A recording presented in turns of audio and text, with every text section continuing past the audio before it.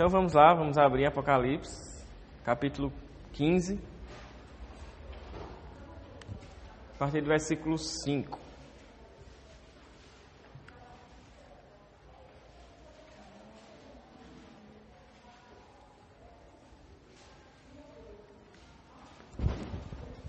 Muito bom ver essa sala cheia de gente.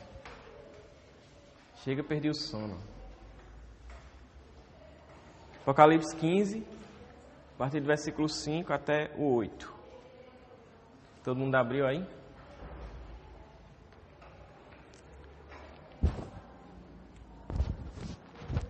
Diz assim: Depois disso, olhei e vi que se abriu nos céus o santuário, o tabernáculo da aliança. Saíram do santuário os 7 anjos com as 7 pragas. Eles estavam vestidos de linho puro e resplandecente, e tinham cinturões de ouro ao redor do peito. E um dos 4 seres viventes deu aos 7 anjos 7 taças de ouro cheias da ira de Deus, que vive para todo sempre. O santuário ficou cheio da fumaça da glória de Deus e do seu poder, e ninguém podia entrar no santuário enquanto não se completassem as 7 pragas dos 7 anjos. Vixe, né? Então vamos lá, vamos por partes, né? Semana passada a gente começou o capítulo 15, e quem estava aqui vai lembrar, né? Mas quem não estava, vou falar brevemente. A gente viu, né, João, ele fala, tudo isso se refere à visão de João, né? Desde o capítulo 4, quando João é levado aos céus e é levado a ver as coisas, né, concernentes ao fim, e ele está vendo várias coisas. Ele viu o trono, ele viu as trombetas, ele viu os selos primeiro, né, depois viu as trombetas, depois viu várias coisas, no capítulo 3 a gente viu o anticristo, aí depois ele fala sobre o falso profeta, né, a segunda besta. Então João está vendo várias coisas, o dragão, a mulher, a gente já viu tudo isso. E aí aqui no capítulo 15, né, ele começa a descrever outra seção da visão que ele está tendo, como a gente falou semana passada, né? Então ele diz que no começo do capítulo 15, ele diz que ele viu outro sinal, fazendo referência aos sinais que ele tinha visto lá no capítulo 12, né? Aí qual é esse outro sinal? Aí ele diz que ele viu, né, 7 anjos com as 7 últimas pragas. Ou seja, aqui no capítulo 15 e no 16, né, ele vai descrever basicamente o juízo final de Deus. O momento em que Deus vai julgar. Por isso que ele fala aqui no versículo 1 do capítulo 15 que são as últimas pragas. Então é o juízo final. Deus revelou a João como seria o juízo final. Por isso que a gente falou semana passada que nesse momento aqui, que João está vendo e ele está descrevendo, não tem mais arrependimento. Quem se arrependeu e creu em Cristo está salvo. A partir daqui não tem mais chance. Vai ser só juízo de Deus e lapada, e é isso. E sofrimento, como Jesus falou, e como o próprio João já falou, né? É o momento em que Deus, como ele fala no capítulo 14, é o momento em que Deus vai pisar, né, as uvas lá que a gente viu no lagar da ira dele. Então, a partir daqui, ele está introduzindo essa questão do juízo final. Nesse capítulo 15, ele vai meio que introduzir esse juízo final que vai vir com as taças. Quando ele começar a falar das taças, que vai ser mais no capítulo 16, né? As 7 taças que ele fala aqui, que tem a ver com as 7 pragas, né? Então aqui é o juízo final, o fim, a última coisa, o último juízo que tem para o diabo e seus anjos e para as pessoas que não se arrependeram e creram em Cristo. Não tem mais solução depois disso aqui. Nem durante isso aqui, né? E aí a gente viu, né, que esses anjos, saíram 7 anjos, eles tinham as 7 pragas, né? Aí a gente viu, né, relembrando que semana passada essas pragas fazia referência às pragas lá do Egito, né, em Êxodo. E a gente vai falar também sobre isso novamente. Aí a gente viu também que João ele viu um mar de vidro, né, junto ao trono, mostrando que esse juízo vinha da parte de Deus. Então não era algo, vamos dizer assim, que os próprios anjos resolveram. Os anjos estão lá e, ei, vamos ali julgar o povo, bora. Não é assim, né? Foi uma ordem divina, Deus que concedeu isso a eles, e aí eles foram executar essa ordem, por isso que eles tinham... eles saíam do templo, né, como a gente ele falou. E aí a gente terminou semana passada falando sobre o hino, o cântico, que a igreja e os anjos e os seres no céu estavam cantando, adorando a Deus, né? Que é aquela música que a gente canta, todo mundo conhece, o que ele fala no versículo 3, né? Grandes e maravilhosas são as tuas obras, Senhor, Deus Todo-Poderoso. Justos e verdadeiros são os teus caminhos. Ó Rei das nações, quem não te temerá, ó Senhor? Quem não glorificará o teu nome? Pois tu somente és santo. Todas as nações virão e adorarão diante de ti, pois os teus atos de justiça se tornaram manifestos. Né? Então é aquele louvor lá que a gente canta, foi tirado daqui de Apocalipse, né? E essa música ele chama que é o Cântico de Moisés. A gente entendeu porque era o Cântico de Moisés, né? Porque tinha uma referência aos cânticos que Moisés cantou, que está escrito em Êxodo e em Deuteronômio. Né? A ideia justamente do Êxodo, né? Da libertação do povo e do juízo dos inimigos. Então tem todo esse contexto. E aí depois de tudo isso, é como João fala no versículo 5, né? Depois dessas coisas, depois disso que ele acabou de falar, que ele viu os anjos saindo do templo com as 7 pragas, o mar de vidro, todo mundo cantando essa música que Paulo César Baruch canta. Aí, depois disso, aí entra na parte que a gente leu, versículo 5. Aí o que é que ele diz? Depois disso, olhei e vi que se abriu nos céus o santuário. Então, o templo foi aberto. Aqui, na NVI, e talvez em outras versões aí que vocês possam ter, ele diz assim, né? Se abriu nos céus o santuário, o tabernáculo da aliança. Essa primeira palavra, santuário, está mais relacionada com a questão de morada, tipo lugar de habitação. Então é o lugar de habitação de alguém, ou seja, de Deus. Então aqui ele está dizendo que o templo nos céus, o templo, a habitação de Deus, onde Deus habita, o lugar onde fica o trono, que ele viu lá no capítulo 4, foi aberto. Abriu-se. Está aberto. Aí, a gente já viu isso em outro momento. O templo sendo aberto. A gente já viu isso. Alguém lembra onde foi que a gente viu isso?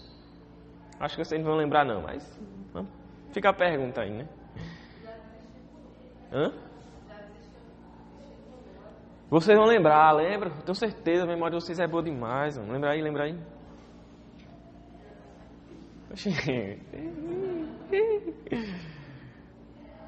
Mas vou dar 5 segundos para lembrar. Sim, o templo aberto. Ou se abrindo, né?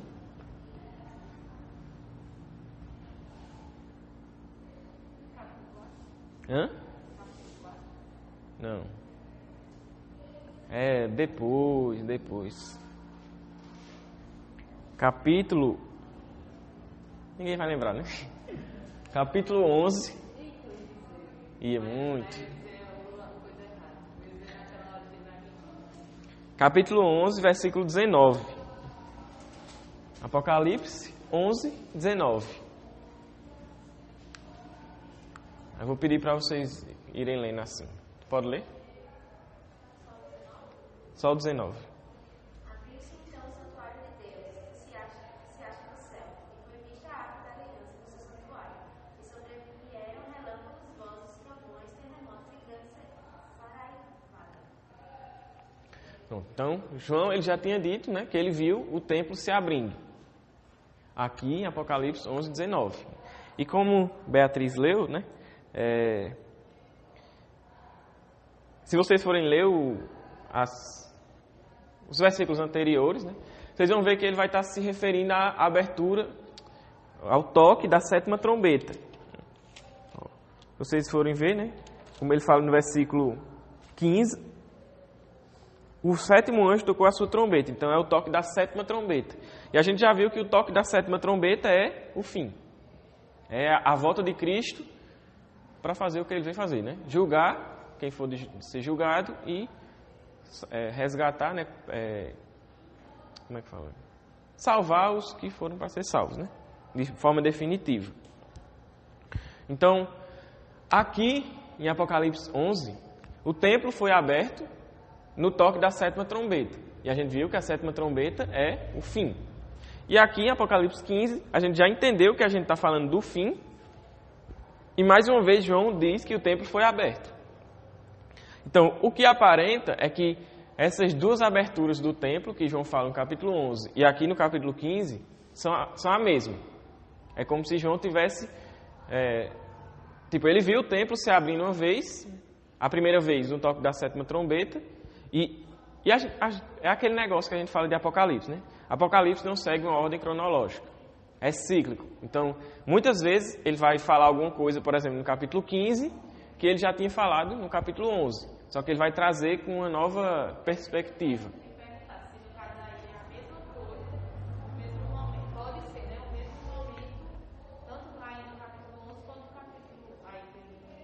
Isso, o que aparenta é que é a mesma coisa. Por quê? Porque lá é a 7ª trombeta, que é o fim. 7ª trombeta é o fim. Acabou-se. É o fim. E aqui também é o fim. Só que ele vai tratar de aspectos diferentes. Lá no capítulo 11, ele vai falar, é a mesma ocasião, é o mesmo momento que ele vê o templo se abrindo. É como se ele estivesse falando assim. Lá no capítulo 11 ele diz, eu vi o templo se abrindo, e tinha a Arca da Aliança lá, e tinha trovões, e terremoto, e fogo, e não sei o que lá. Aí agora no capítulo 15 é como se ele estivesse dizendo assim, parafraseando, né? Como se ele estivesse dizendo assim, lembra lá do capítulo 11 que eu falei que o templo abriu? Pronto, aquele mesmo momento que o templo abriu, agora também teve isso aqui. Aí ele vai falar no capítulo 15 o que também teve no momento em que o templo abriu. Como se fosse assim. Deu para entender isso aí? Pronto. Então é como se fosse a mesma ocasião, a mesma situação, só que ele vai tratar de aspectos diferentes, né? Em Apocalipse 11, 19, como a gente estudou na época, né? Se vocês... É porque não tem como ver, né? Se alguém anotou lá, na época que a gente estava estudando, vocês vão ver que quando a gente estudou essa parte, e o templo se abrindo nesse momento, resumidamente, né, basicamente, ele estava tratando sobre questão de comunhão, né, comunhão plena, no momento em que o templo será aberto e os crentes terão comunhão com Deus, né, de salvação, né, que é a salvação final, e da misericórdia de Deus. E isso tem a ver também com o fato dele falar da Arca da Aliança, que está lá dentro. Aí a gente viu, né, o que é que tem na Arca da Aliança? Tem o cajado de Moisés, não, de Arão, tem as tábuas da lei, né, dos mandamentos, e tem o maná escondido, né? Então todas essas figuras remetem a essas coisas, comunhão, salvação e misericórdia, né? Então aqui no capítulo 11, a abertura do templo tinha esse significado, né? Trazia esse aspecto de salvação, de comunhão, uma coisa, vamos dizer assim, mais alegre, né? Uma coisa mais, né? Uma coisa melhor, vamos dizer assim. Mais boa. Já no capítulo 15, o aspecto que ele vai trazer no momento em que esse templo é aberto não é tão boa como a do capítulo 11. Mas é um aspecto, um aspecto, né, um negócio de juízo. Ele vai trazer juízo. Aqui ele vai dizer que o templo foi aberto, versículo 5. O templo foi aberto, aí versículo 6. E o que é que saiu desse templo? 7 anjos com as 7 pragas. E depois ele vai falar das 7 taças. Então, isso aí é o anúncio do juízo. Então, a mesma ocasião, para os crentes, para os que são salvos, que estão em Cristo, é um momento de comunhão, de salvação, né? Essa abertura do templo, de misericórdia, de alegria. Mas para aqueles que não são crentes, né? Para os que não se converteram, os que não entregaram sua vida a Cristo, esse é um momento de juízo. No momento em que o templo será aberto, né? E os anjos vão sair com as 7 pragas. Então, provavelmente trata-se da mesma situação, da mesma ocasião, só que de aspectos diferentes. No capítulo 11, uma coisa boa, né, de comunhão, salvação para os crentes. E no capítulo 15, juízo. Juízo pesado, juízo final contra os ímpios e as forças do mal. Além disso, ele vai dizer, né, no versículo 5, que ele diz, né? Abriu-se nos céus o santuário, ou a morada de Deus, né? Ele continua dizendo, o tabernáculo da aliança. Ou então, em outras versões, pode ter alguma coisa do testemunho, né? Não sei. Aqui na NVI ele traz alguma coisa, o tabernáculo da aliança, né? Mas em outras versões pode ter testemunho, alguma coisa de testemunho. Sei lá, o tabernáculo do testemunho, alguma coisa assim, né? Então, por que ele traz essa questão do testemunho, ou aliança? Né? O que é isso? Alguém sabe dizer? O que seria esse testemunho? Ou aliança, como ele traduz aqui, né?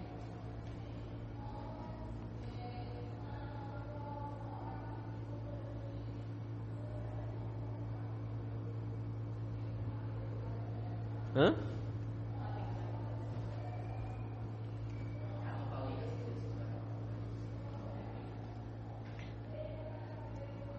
Não, mas está perto. A nova aliança. Ele perguntou se era a nova aliança. Não é a nova aliança, mas está perto. Tem a nova e tem o quê? A velha. E o que é a velha aliança, vamos dizer assim?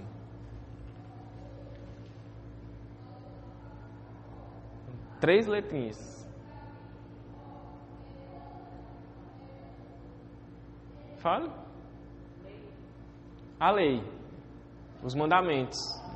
Então o testemunho, tá vendo? Vocês sabiam, só estava com vergonha de falar. Entendeu? O testemunho que ele faz aqui, ele faz referência à lei. A lei do Antigo Testamento. A gente pode entender isso justamente porque no capítulo 11, se a gente entende que são a mesma ocasião, né? No capítulo 11 tem a Arca da Aliança. E na Arca da Aliança tem o que eu acabei de falar? Os mandamentos, né? Representando a lei de Deus.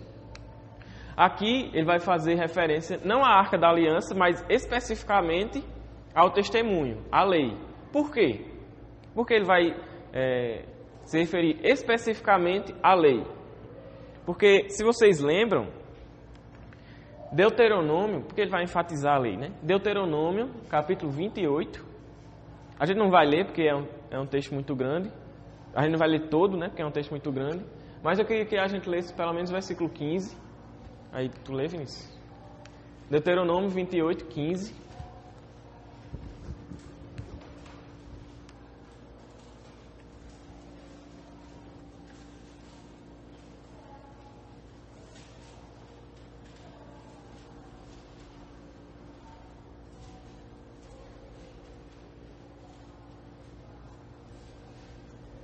Será, porém, que, se não deres ouvidos ao Senhor, teu Deus, não cuidando em cumprir todos os seus mandamentos e os seus estatutos, que hoje te ordeno, então virão todas as maldições sobre ti, te alcançarão. Pronto, então, o que é que Moisés, né? O que é que Moisés escreveu aqui, né? Através de Deus, o que é que Deus mandou Moisés escrever aqui, nesse capítulo, a partir do versículo, nesse capítulo inteiro, né?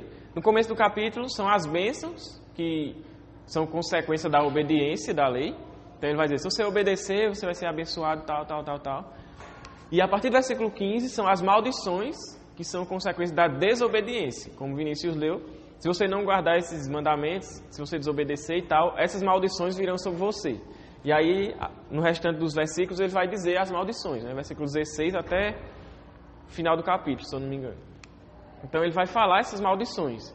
Então, essa questão do testemunho aqui, ele dar essa ênfase no testemunho e, como a gente viu, na lei, se refere especificamente, né, ou vamos dizer assim, principalmente, às maldições que são consequência da desobediência.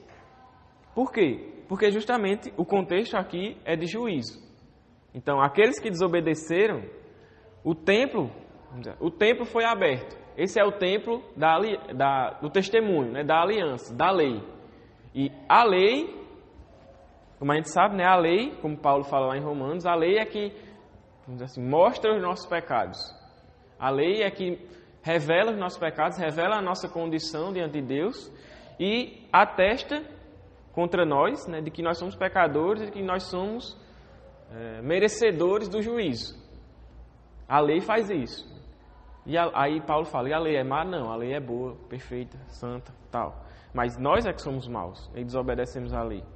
Só que pela graça de Cristo, pela graça de Deus, pela fé na obra de Cristo, nós somos salvos.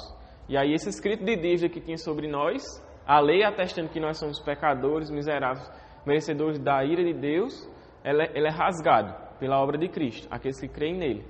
Mas os que não creem em Cristo, o escrito de dívida, aquele negócio lá que tem, você é pecador e merecedor dessas maldições, que a gente viu, né, no Deuteronômio 28, ainda está lá.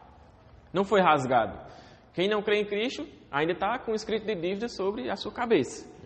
Então, ainda é merecedor da ira de Deus, ainda é merecedor do juízo. Por isso que faz essa referência, né, à lei e principalmente às maldições da lei, da desobediência à lei, né? Então, por isso que ele fala que como ele diz aqui, o tabernáculo da aliança, né, ou do testemunho, porque traz essa questão da lei. E a lei é que atesta que somos pecadores, merecedores da ira de Deus. Então você vê, Deus ele não faz nada, vamos dizer assim, Deus ele não vai contra a sua própria palavra. Ele é justo, ele é fiel. Então aquilo que ele falou, por exemplo, lá em Deuteronômio, lá no começo, através de Moisés, ele é fiel e ele cumpre. E ele vai cumprir no final. E no final é de forma definitiva, de forma plena. Sem... Esse momento seria de acusação, tá? Isso. Essa tabernáculo do testemunho seria a acusação para quem vai sofrer nas pragas. Isso. É o momento, tipo...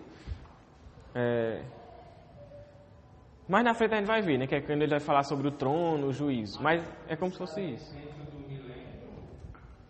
Aí, pronto. Aí a gente vai falar sobre essa questão do milênio, mas... A gente falou no começo, né? Antes do capítulo 1, mas a gente vai falar quando chegar lá no capítulo 20, que ele vai falar sobre isso. É porque tem várias visões, interpretações do milênio, né? Tem uns que acreditam que o milênio ele é literal, são 1000 anos. Tem outros que acreditam que o milênio, o número 1000 é uma representação de um tempo completo, assim. Aí, quando a gente chegar lá, a gente vai falar sobre isso. Mas, tipo assim... É porque depende. É porque aí, pronto, dentro dessa questão do tempo, dos 1000 anos, aí tem pré-tribulacionista, aí tem o pós-tribulacionista, pré-milenista, pós-milenista, aí depende das visões, né? Mas quando a gente chegar lá, a gente vai falar. Qualquer coisa, eu posso falar depois. Mas é isso, né? Esse momento aqui é o momento do juízo final. Quando Deus vai exercer o juízo final sobre aqueles que não se arrependeram. E o seu juízo é baseado na sua palavra, na lei. Por isso que é o tabernáculo do testemunho. Entenderam aí? Essa parte? Se não entendeu, pode perguntar, viu? Perguntar não é vergonhoso, não. Perguntar demonstra que você quer aprender. Então a pessoa, caramba, ele quer aprender. Isso aí, cara. Aí no versículo 6, né, ele vai dizer o seguinte, que desse templo que foi aberto, esse santuário do testemunho, né, que faz referência à lei, tudo que a gente viu, saíram 7 anjos com as 7 pragas. Esses 7 anjos com as 7 pragas são os mesmos que ele falou lá no versículo 1 do capítulo 15. Né, quando ele diz que ele viu um grande sinal no céu, que são 7 anjos com as últimas pragas, né, com as 7 pragas. Então, esses anjos são os mesmos, né? Ele está vendo os mesmos anjos aí. Esses anjos, com as 7 últimas pragas, que a gente já entendeu que são os juízes de Deus, eles saem do templo e, como a gente falou semana passada, eles vêm trazer justamente essa ideia, né? Um paralelo, fazer um paralelo com o Êxodo, com aquilo que a gente viu lá no Êxodo, no Egito. O povo de Deus saindo do Egito, as pragas, né? Então, essa questão das pragas tem relação com aquelas lá do Egito, principalmente no que diz respeito ao contexto, como eu falei no começo. Né? É um contexto de libertação para o povo de Deus. Lá no Êxodo foi o que aconteceu, né? O povo de Deus foi liberto do domínio do Egito. Só que aqui essa libertação é a libertação final, libertação do pecado, de todo o mal, de tudo. Né? Vai ser... liberdade plena na presença de Deus. E também o juízo contra os inimigos, né? Que foi o que aconteceu lá também no Êxodo, quando o exército do Egito, né? Do faraó, ele foi, tanto nas pragas, né? O povo egípcio ele foi castigado, quanto também quando eles estavam perseguindo lá no mar, né, que o mar fechou sobre o exército e matou a galera. Então, essa questão das pragas faz referência ao êxodo. Só que aqui é como se fosse, como a gente falou semana passada, é como se fosse um êxodo final. Vamos dizer assim, o êxodo final. Como se aquele êxodo lá do Egito, de Moisés, do povo de Deus, fosse um tipo desse êxodo final, né? Da libertação final do povo e do juízo final dos inimigos. Né? Então é essa ideia. Só que além disso, além de fazer essa referência ao êxodo, também pode ter uma referência ao que ele fala lá em Levítico, capítulo 26, versículo 18. Aí, Asaf, pode ler esse texto? Levítico 26, 18.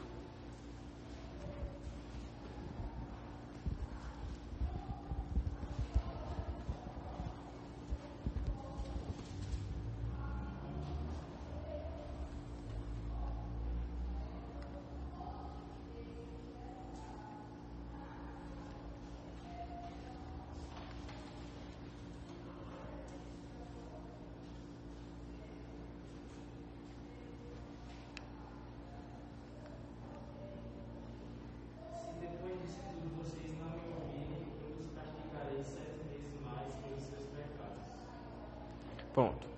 Então, é como se fosse a versão em Levítico, né, do que a gente leu lá em Deuteronômio. Né? Aqueles que não obedecerem à lei serão castigados. E aí, em Levítico, ele diz que serão castigados 7 vezes. Né? E nos versículos posteriores, né, depois do versículo 18, ele fala isso outras vezes. Ele diz, castigarei 7 vezes mais, castigarei 7 vezes. Ele vai falando isso algumas vezes, sobre essa questão, trazendo justamente essa questão do número 7. E o interessante é que na Septuaginta, quem lembra o que é a Septuaginta? Falei já. Olha, rapaz, vocês estão com a memória muito ruim, viu? Septuaginta, relembrando, é a tradução do Antigo Testamento para o grego. O Antigo Testamento foi escrito em hebraico, aí teve 70 pessoas que pegaram o Antigo Testamento em hebraico e traduziram para o grego. Então, por isso que o nome é Septuaginta, entendeu? Então, Septuaginta é o Antigo Testamento em grego.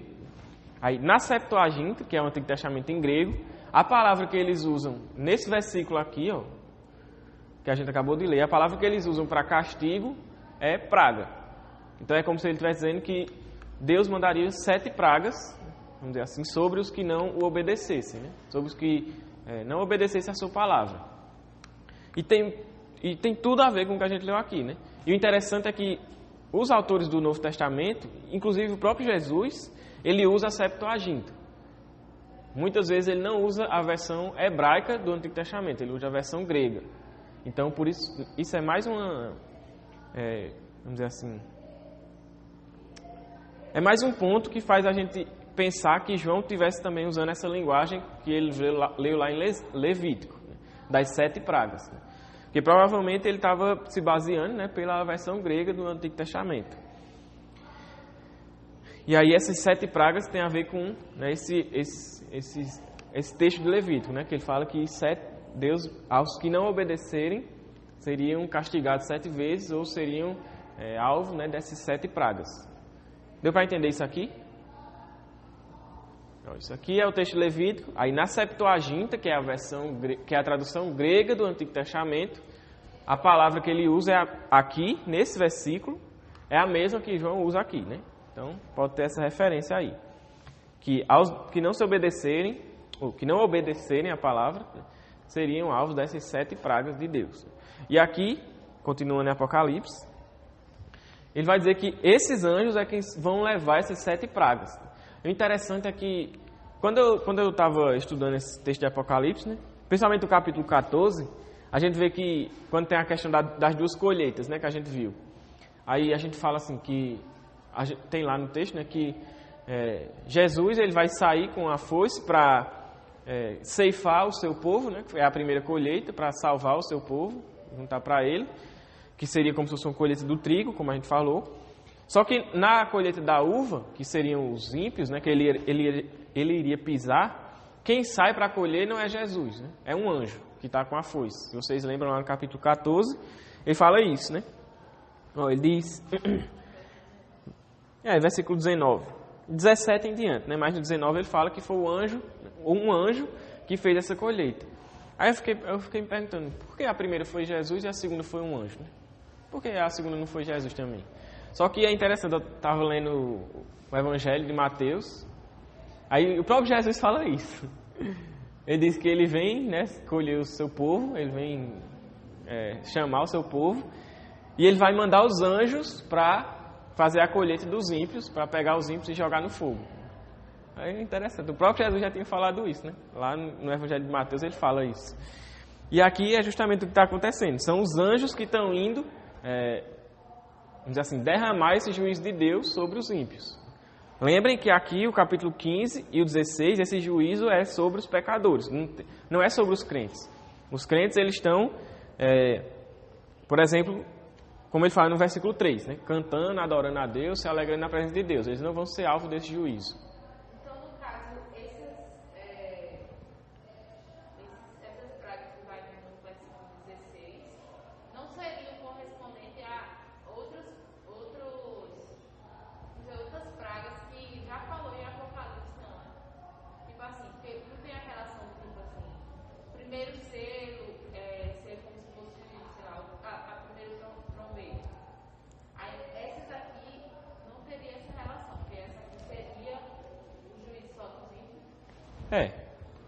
Isso aqui, esse é o juízo final. Aquelas que a gente viu, alguns se referem aos juízos parciais, como a gente falou na época, né?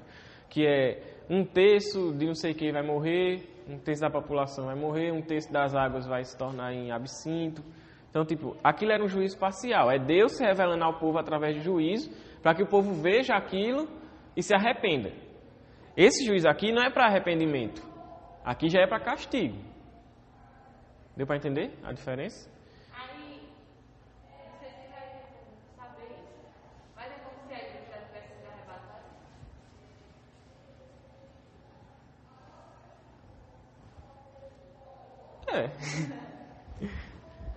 É como se... porque, tipo assim, a igreja... Para mim, é como se isso aqui fosse a cena, por exemplo, após o julgamento. Vai ter o julgamento, os crentes. É a questão da colheita. Os crentes vão ser separados, vão ser colhidos para ficar junto com Cristo, para o celeiro de Deus, para a eternidade. E os ímpios vão ser lançados no lagar da ira de Deus para ser pisado. Aí é como se no capítulo 16, principalmente, que ele vai falar das taças, fosse esse pisar no lagar, entendeu? Como se ele estivesse descrevendo como vai ser esse pisar aí da galera, entendeu? Então...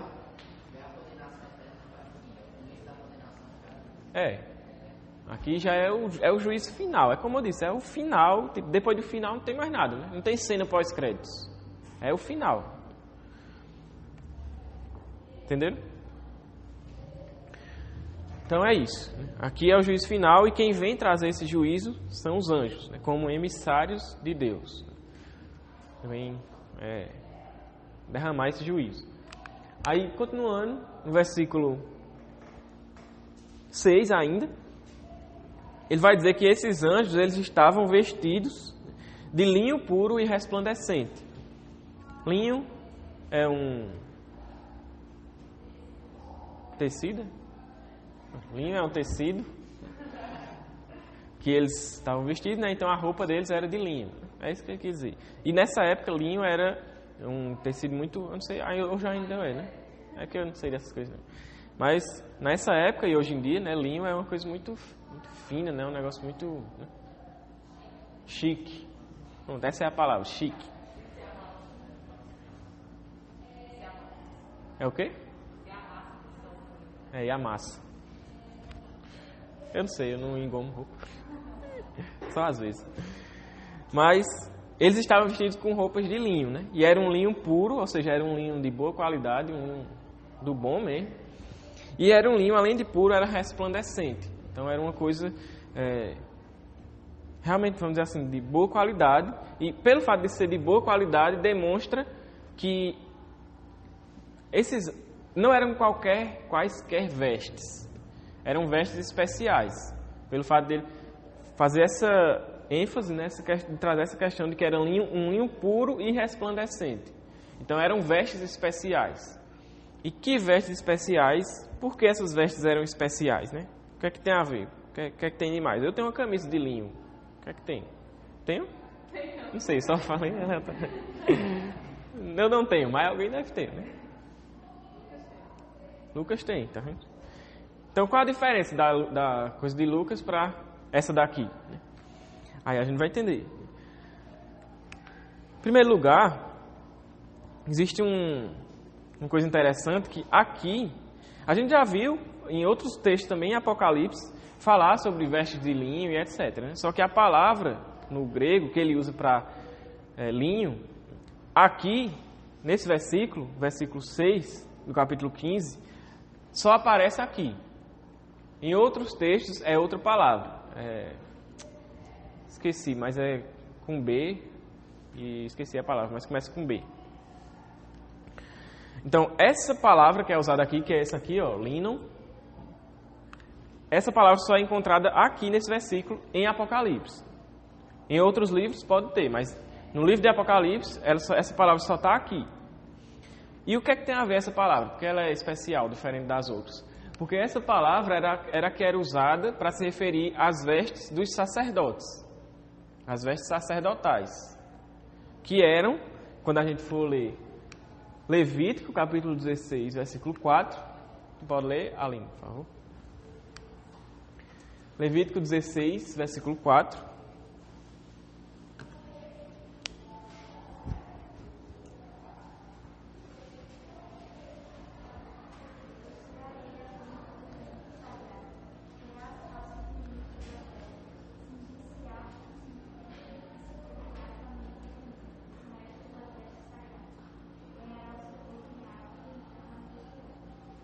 Pronto, então, Moisés está descrevendo, né, Deus falando a Moisés, descrevendo a vestimenta dos sacerdotes. E ele diz que a vestimenta dos sacerdotes é de linho. Então, por isso que aqui, a ideia aqui é que ele está se referindo a vestes sacerdotais, a roupas dos sacerdotes. E depois ele até fala, né, que eles são cingidos com cinto, mas aí é outra coisa.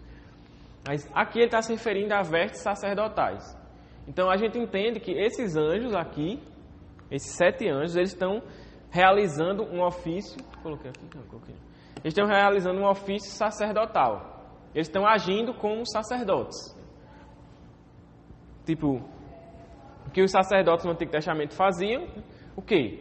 Eles iam no templo, ofereciam os sacrifícios, né, que o povo entregava.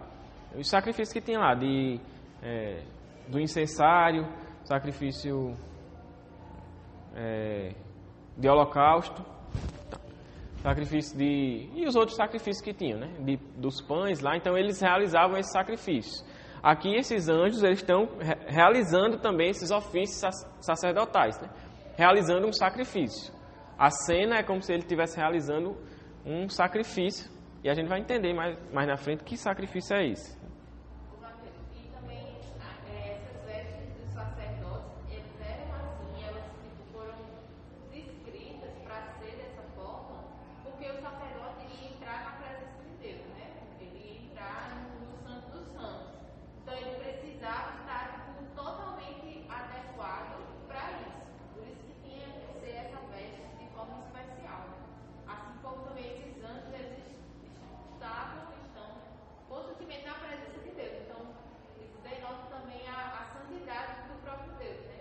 Com relação a isso. Isso. A gente vai chegar aí, mas é isso. Então, ó, preste atenção.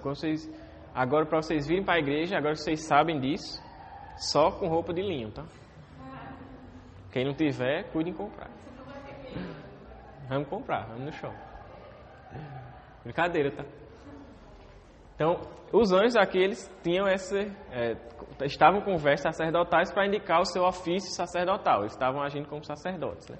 Aí, além disso, em outra descrição das vestes deles, é que eles estavam cingidos, né? Ou seja, eles estavam... Cingir é tipo amarrar o cinto, né? Colocar o cinto, essa parte aqui.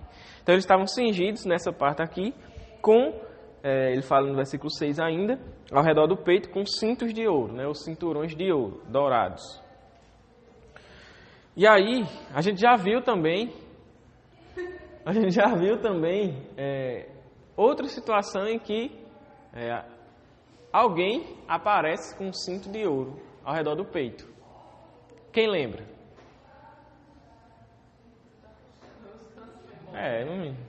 Tem que puxar, acho.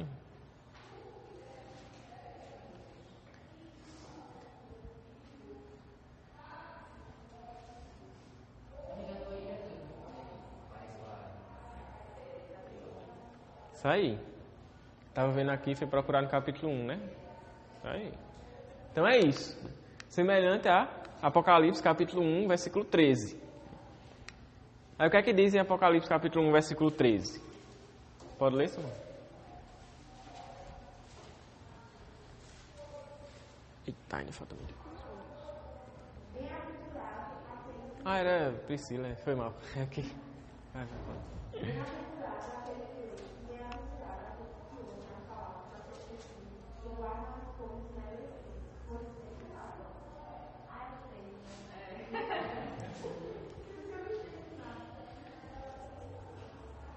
E no meio dos candelabros, uma semelhante ao filho do homem, com vestes caladas, e cingido ao altura do peito com um cinto de ouro. Pronto, então, ele está falando de Jesus, né? Quando a gente estudou no capítulo 1, a gente viu que isso era Cristo. E aí Cristo ele estava vestido lá com as vestes e ele estava cingido no peito com um cinto de ouro. Essa questão de ter um cinto de ouro, a gente viu naquela época, né, que mostra a glória, a majestade. Um cinto de ouro não é como se fosse um cinto do Batman, né, de ouro. Não, é tipo uma faixa, né, um negócio aqui ao redor do peito que era dourado, era de ouro. E isso demonstrava, né, a nobreza, a majestade, a glória dele, né? Então, esses anjos, por eles estarem com esse cinto, indica que eles são representantes de Cristo. Eles vêm como representantes de Cristo, como emissários de Cristo. Porque eles vêm vestidos de forma semelhante a Ele. Com uma vestidura de linho, né, puro, resplandecente e com um cinto de ouro. Então, eles são representantes de Cristo. Eles vêm como representantes de Cristo. E toda essa figura dessas vestimentas, tanto a questão, como você falou, tanto a questão do linho puro, resplandecente, né, que demonstra a santidade, a pureza, né, a glória dos anjos, desses anjos, né, e, obviamente, relacionado com a glória do próprio Deus, né, porque eles vêm da presença de Deus, e essa questão do cinto de ouro, como eles sendo emissários de Cristo, representantes de Cristo, e também trazendo a glória que Cristo se revelou a João no capítulo 1, faz com que a gente entenda, né, que a descrição dessas vestes demonstra isso. A pureza e a glória desses anjos que agiam como emissários de Cristo, trazendo o juízo divino. Então, o fato de João descrever essas roupas dos anjos, como eles estavam vestidos, traz essa ideia, né, para mostrar que esses anjos eles tinham pureza, eles carregavam uma glória, a glória de Deus, e eles agiam como emissários, né, ou enviados de Cristo, para trazer o juízo. Então, esses eram esses anjos aqui, esses 7 anjos que saíam com as pragas, eram esses aqui, que eram puros, cheios de glória e representantes de Cristo. Beleza? E aí eles vinham trazer o juízo, né? A gente já entendeu isso. Aí vamos para frente. Aí ele vai falar no versículo 7 que um dos 4 seres viventes, esses 4 seres viventes são aqueles mesmos que a gente viu lá no capítulo 4 e 5, né, que eles estão ao redor do trono. 4 seres viventes, eles têm uma descrição meio, né, diferente. Um tem cara de leão, outro tem cara de águia e assim por diante. Então, esses 4 seres viventes são os mesmos lá e eles estão ao redor do trono. Então, você vê, essa visão de João é algo, ele está vendo o templo e ele está vendo o trono de Deus, né? Porque esses 4 seres viventes eram os que ficavam mais próximos do trono de Deus. Quando a gente viu lá no capítulo 4, a gente percebeu isso. Tinha o trono que ficava no centro e os 4 seres viventes eram os que estavam mais próximos. Então, João vê esses 4 seres viventes e ele diz que um deles, né, entrega na mão desses anjos o quê? As taças.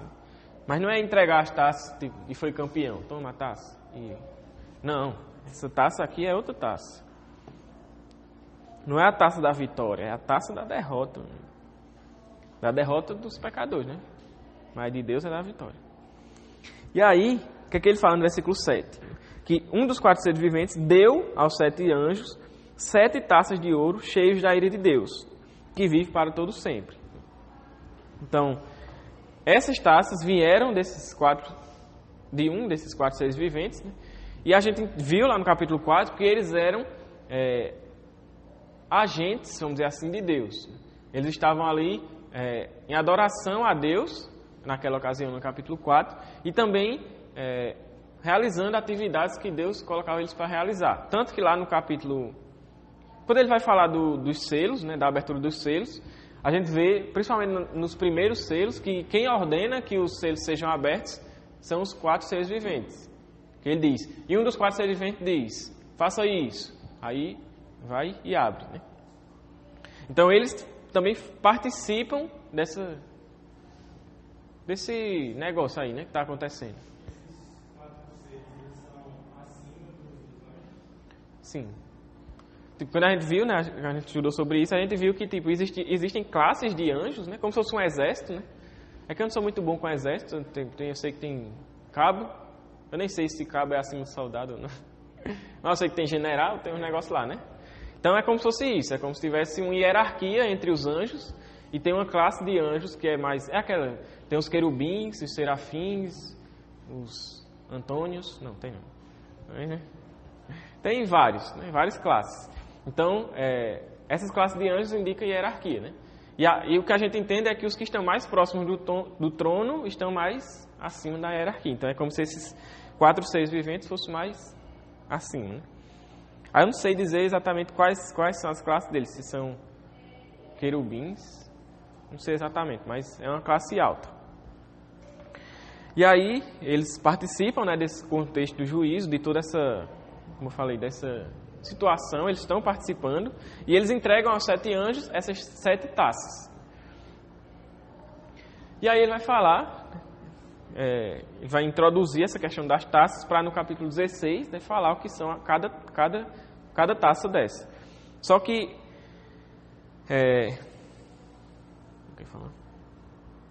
sim, essas taças são entregues, né, aos anjos. Aí essas taças elas têm relação com as taças que são lá no capítulo, que são apresentadas lá no capítulo 5, versículo 8. Hã? O quê? Calma. Elas têm relação com as taças do capítulo 5, versículo 8. A gente não vai ler porque o tempo já está muito na frente. Calma, deixa eu falar. Elas têm relação, por isso que eu coloquei aqui Apocalipse 5:8, porque elas têm relação. Mas qual é a relação que elas têm? Apocalipse 5:8 são apresentadas as taças diante de Deus, taças cheias de quê? Da oração dos santos, que é o incenso, né? O incenso que são as orações dos santos. Então, tem relação porque o juízo que Deus está derramando aqui é resposta das orações daquelas taças que foram oferecidas a Deus. Só que não são as mesmas taças, entendeu? Tem relação, mas não são as mesmas taças. Por que não são as mesmas taças? Porque, como eu falei, aquelas taças do capítulo 5 são as orações dos santos, e essas taças aqui estão cheias, não das orações, mas da ira de Deus. E, além disso, né, a figura que a gente entende aqui, até pela palavra no grego também, é que não são, vamos dizer assim, taças como, por exemplo, uma taça de bebê ou algo do tipo, mas se refere à bacia de aspersão. O que é a bacia de aspersão?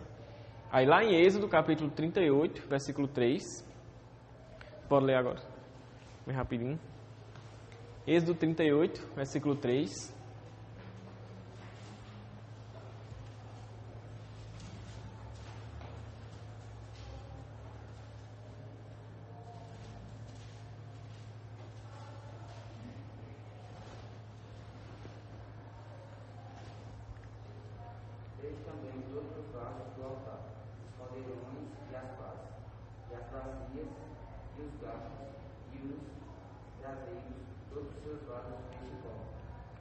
Pronto, então as bacias que ele fala aí, a mesma palavra, de novo, na Septuaginta, que é o Antigo Testamento em grego, a mesma palavra que é usada aí para essas bacias é a palavra que é usada aqui para as taças. Essas taças que ele fala aqui. da ira de Deus. Né? Então, a gente entende que é como se essas bacias que ele está falando aqui fossem essas bacias de aspersão. E o que eram essas bacias de aspersão? Era uma bacia onde era aspergido o sangue das ofertas que seriam oferecidas. Quando você lê lá na descrição, né, de como os sacerdotes deveriam oferecer as ofertas, ele diz, você tem que aspergir o sangue na bacia lá. Então, era nessa bacia que o sangue das ofertas era aspergido. O sangue das ofertas oferecidas era colocado nessas bacias de aspersão. Beleza? Aí, o que é que isso tem a ver? A gente viu lá em cima que os anjos eles estão realizando o quê? Um ofício sacerdotal. E a gente entendeu que era como se eles estivessem realizando algum sacrifício. Alguma coisa de sacrifício aí. E pelo fato dele trazer essa ideia da bacia de aspersão, a gente já consegue montar mais essa imagem, né, de que os anjos, eles, como se eles estivessem aspergindo algo sobre essa bacia de aspersão. E o que é esse algo que eles estão aspergindo? Aí é o que ele vai dizer, é o conteúdo dessas taças, que é a ira de Deus, que são os juízos.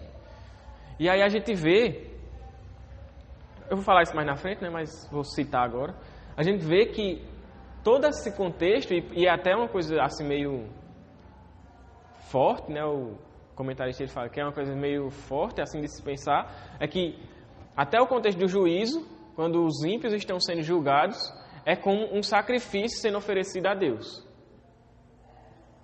Como se, tipo, o julgamento dos ímpios, a ira de Deus sendo derramada, é como se fosse um sacrifício que estivesse sendo oferecido a Deus. Deu para entender isso aí? Pense na imagem dos sacerdotes oferecendo, aspergindo o sangue na bacia. Aqui você vê os anjos aspergindo a ira de Deus, né, sobre as pessoas, né, usando essas bacias de aspersão. Então, é como se aquele mesmo sacrifício que os sacerdotes estivessem fazendo lá no Antigo Testamento, é como se esses anjos estivessem fazendo agora. Só que aqui, né, é a ira de Deus. Então, esse juízo, essa ira divina sendo derramada, é como se fosse, ao mesmo tempo, um sacrifício entregue a Deus. Como se fosse uma adoração a Deus. E a gente viu que, pelos estudos anteriores, a gente viu que, de certa forma, é uma adoração a Deus, quando ele for julgar os ímpios. Porque a gente viu o quê? Que todos, como ele fala no versículo 4, que a gente viu semana passada, todos adorarão e temerão ao Senhor. Como a gente falou, uns por bem, né? Outros por mal. Então, de todo jeito, até mesmo derramada a ira de Deus é uma expressão de adoração a Ele. Deu para entender isso aí? As pragas seriam a ira satisfeita. Isso. Tu ia falar alguma coisa? Você vai falar que isso aí também tem relação com o caso de Jesus, né? Tem. Porque justamente essa ira de Deus não é derramada sobre nós, porque Jesus é quem tomou o cálice. Então, por isso nós somos livres dessa ira de Deus derramada. Quando ele fala, né? Vai, afasta de mim esse cálice, mas que seja feita a tua vontade. Porque ele sabia que ele ia passar, ele ia sofrer a ira de Deus em nosso lugar. Então, a justiça de Deus tem que ser satisfeita. Ou por um substituto, que são aqueles que, quando a pessoa crê em Cristo, então o substituto é Jesus. Ou então vai ser a própria pessoa que vai sofrer essa justiça. E aí é no caso assim, aqueles que não estão debaixo de Jesus, eles sofrem a ira de Deus. Nós só não sofremos porque Jesus sofreu em nosso lugar. Exatamente. Por isso que a gente canta, né? Não saberei quanto custou os meus pecados lá na cruz. Nós nunca saberemos o preço. Nós nunca provaremos a ira de Deus. Por quê? Porque Cristo provou em nosso lugar. Ele tomou o cálice da ira de Deus que era para nós. Então, por isso que é a maravilhosa graça. Né? Por isso que a gente só pode fazer o quê? Além de entregar a nossa vida a Deus e viver para Ele. Né? Nada. Porque, meu amigo, você quer mais que isso? Tem mais que isso. É graça sem explicação. Então, deu para entender isso aí, né? Então, até essa questão do juízo, da ira de Deus, é como se fosse um sacrifício ao próprio Deus, né? Uma adoração. Quando a ira de Deus vai ser satisfeita, como Asaf disse, e Deus vai ser adorado, exaltado, como eu falei, ou por bem, por aqueles que creram em Cristo e vão adorar, ou por mal, né, por aqueles que vão sofrer a ira de Deus e vão provar na pele, né, da santidade de Deus, da presença de Deus lá, castigando eles. Beleza? Aí a gente vai para o versículo 7, ou 8, que ele vai dizer que depois que isso aconteceu, depois que o ser vivente lá, um dos 4 seres viventes, entregou a taça, as taças aos 7 anjos, né?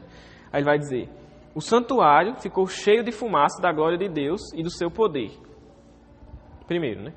O santuário, o templo que João tinha visto, que estava aberto, que estava lá o trono, os 4 seres viventes, que tinha sido aberto, esse templo ficou cheio da fumaça, e essa fumaça é da glória de Deus, da glória e do poder de Deus, né? Não é nada dessas fumaças erradas que vocês estão pensando aí, não. É a fumaça da glória e do poder de Deus. E aí, a gente já viu, a gente tem na própria Bíblia referência a questões, a situações parecidas com essa, né?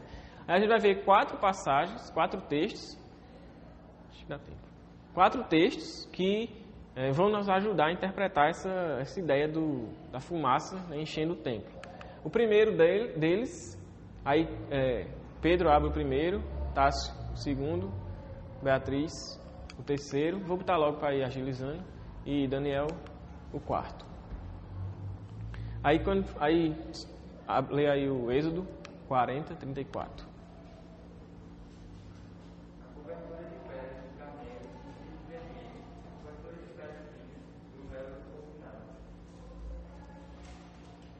Tem certeza que tu leu, certo?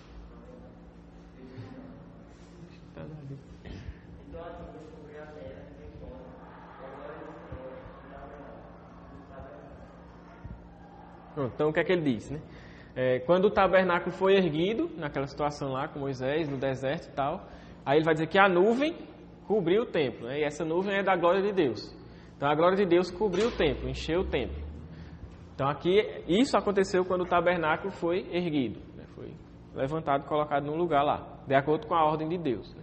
Aí, o segundo texto é 1 Reis 18, 10.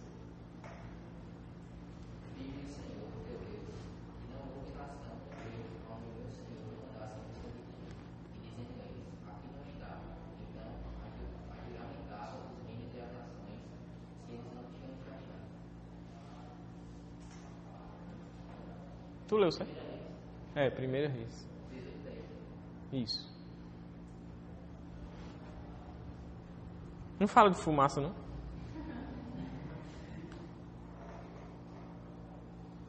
Não é 18, não, é 8. Oxe, botei errado ali, foi mal. É o capítulo 8. 1 Reis 8, 10.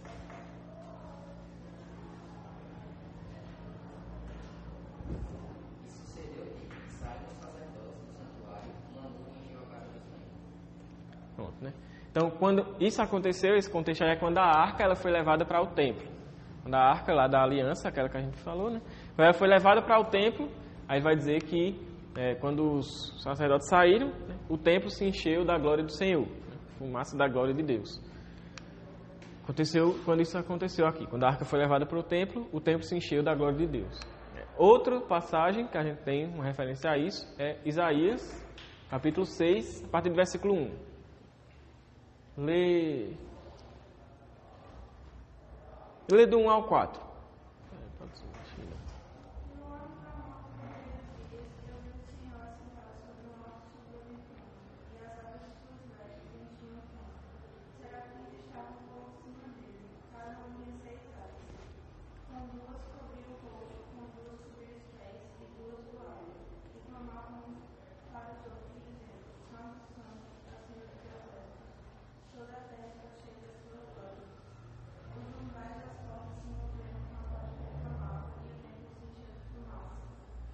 Pronto, né?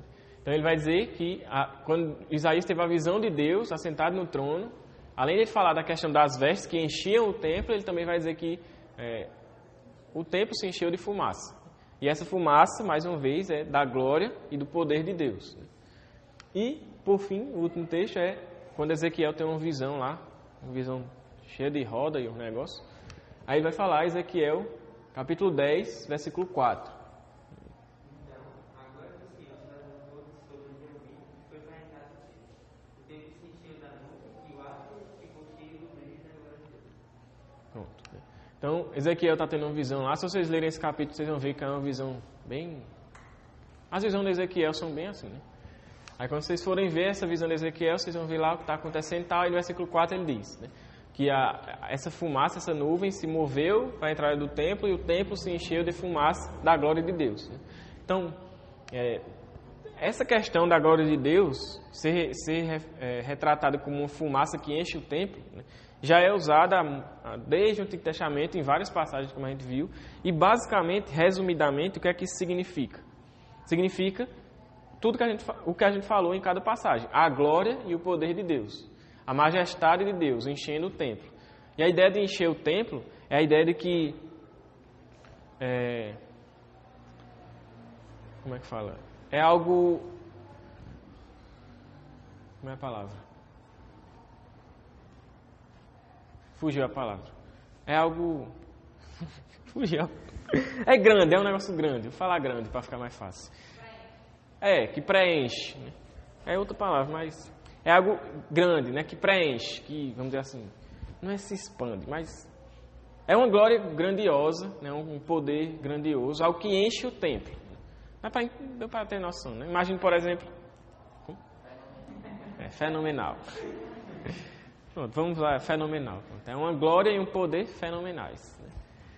Então, essa ideia da fumaça encher o templo, né, representa isso. Né? Essa coisa grandiosa, poderosa, gloriosa, fenomenal. Né? E isso é a glória e o poder de Deus. Né? Lembrem. Isso demonstra a glória e o poder de Deus.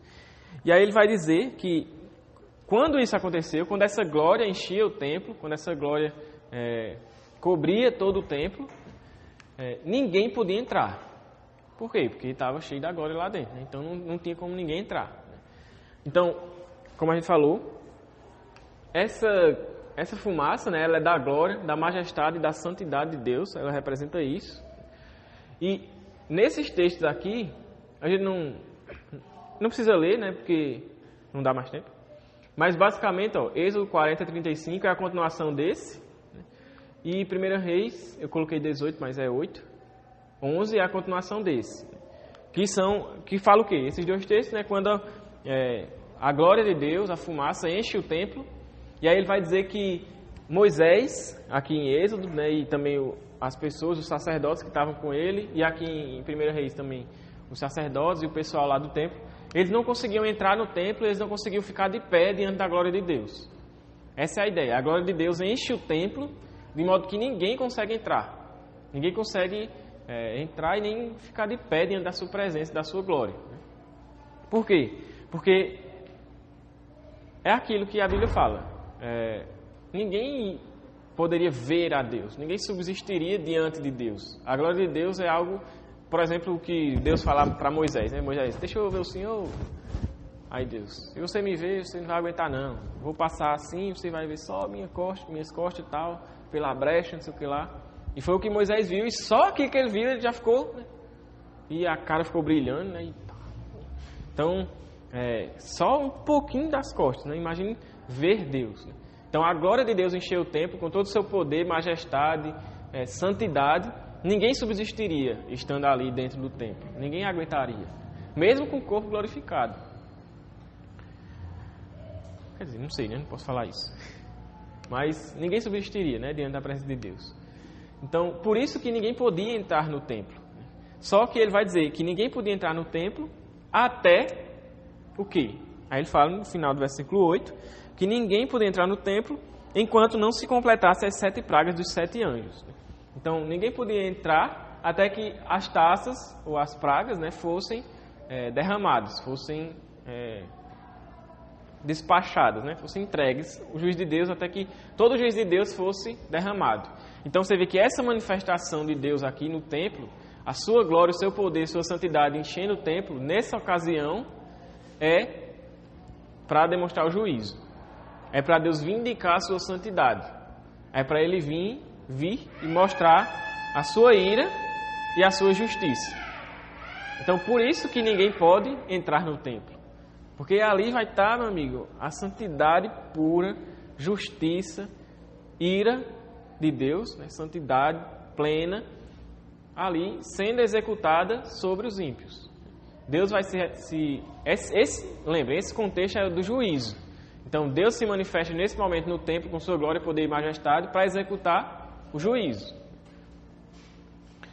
E aí, todo mundo ia ter que ficar, né, esperar lá até as taças derramadas e depois entrava no templo, de boa. Beleza? Então, é isso que acontece aqui. Ninguém poderia entrar no templo até que o juízo de Deus fosse completado, né, finalizado. Então, com isso a gente encerra o capítulo 15. E como eu falei, o capítulo 15 ele é uma introdução ao que ele vai falar no capítulo 16, que é o derramamento das taças propriamente dito. O juízo sobre os ímpios, os pecadores, o povo mau e as forças do mal. Então, diante dessa revelação que Deus nos dá, o que cabe a nós, como igreja do Senhor, são 3 coisas. E tem tudo a ver com aquilo que a gente viu ontem no culto. Primeiro, a gente deve ver, né, quão terrível vai ser o juízo de Deus sobre os ímpios, quão pesado, vamos dizer assim, quão poderoso vai ser a ira de Deus sendo derramada sobre os ímpios, os pecadores, e diante disso, o tamanho da graça que Deus concedeu a nós. E ao ver essa graça que Deus nos deu, adorá-lo, servi-lo, obedecê-lo. Sempre que você vê, você vai ler na Bíblia inteira, você vai ver, Deus demonstra a sua graça, em alguma situação, as pessoas são levadas a adorar a Deus. Paulo faz isso em Romanos, em Colossenses ele também louva a Deus, tem um louvor lá a Cristo. Moisés faz isso, como a gente leu, né, o cântico de Moisés. Davi faz isso em várias ocasiões nos Salmos. Então, quando a gente entende a graça de Deus e a obra de Deus e a obra de Cristo, o que cabe a nós é se prostrar diante dele e adorar ele. Adorar não somente como a gente viu ontem, não somente com louvores, mas também com a nossa vida, em obediência. Além disso, por a gente ver, né, quão terrível vai ser essa ira, esse julgamento, cabe a nós também anunciar o Evangelho, que é o que pode salvar as pessoas dessa ira. É o que pode libertar as pessoas, é o que pode livrar as pessoas dessa ira vindoura de Deus. É a única coisa que pode livrar. Então, enquanto ainda há ocasião de arrependimento, enquanto ainda há possibilidade de arrependimento, pregue o Evangelho. Depois que Cristo vier entre as nuvens para julgar, ali não tem mais, como a gente falou semana passada. Você não vai ver Jesus no céu vindo julgar e você vai se converter naquela hora. Não. Quando ele vier, acabou. Você tem que se converter agora, em vida. E também depois da morte não tem o que fazer, não. Então pregue o Evangelho. Aqueles que não conhecem, né? Se você tem um amigo que você ama tanto, então pregue o Evangelho para ele, senão ele vai para o inferno. E vocês vão passar a eternidade separados. Aí você ama tanto ele. Então, vamos pregar o Evangelho para aqueles que não conhecem, aqueles que estão perecendo, né, caminhando diretamente para o inferno. E a outra coisa eu esqueci. Meu Deus. Mas é isso. Que a gente venha entender, né, que a cada vez que a gente veja, tipo, em Apocalipse, né, Deus revelando o seu plano, o que Ele tende a fazer no futuro, no fim, que a gente venha a ter esse sentimento de urgência e de entender e conseguir discernir os tempos e perceber que a vinda de Cristo está próxima. A vinda de Cristo está próxima. Quando a gente vê todos os sinais acontecendo ao redor do mundo, parece que cada vez está mais perto. E nós, como igreja, devemos estar preparados para a vinda dele. Nós não sabemos quando vai ser, mas a gente deve estar preparado para quando ele vier,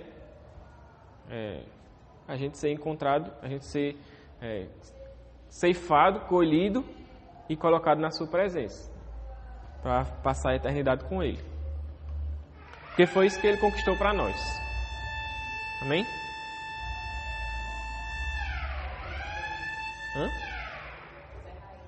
Vou encerrar agora. Amém? Então vamos orar e aí a gente encerra. Tchau, galera. Deixa o like, compartilha, ativa o sininho. Valeu.